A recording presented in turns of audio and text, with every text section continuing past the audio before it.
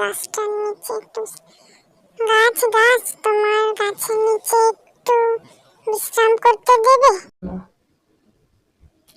দূরে সর, যা যা বলছি এখান থেকে। ঠিক আছে বন্ধু, আমি যাচ্ছি। কখনো কিছু দরকার হলে। হায় ভগবান, এই কি অবস্থা! গাছগুলো বলছে পাখি টুনটুন আমাদেরকে একটু জল দেবে? হ্যাঁ নিশ্চয়ই, ঠিক আছে জল নিয়ে আসছি। এই বলে পাখিটি জল আনতে চলে গেল।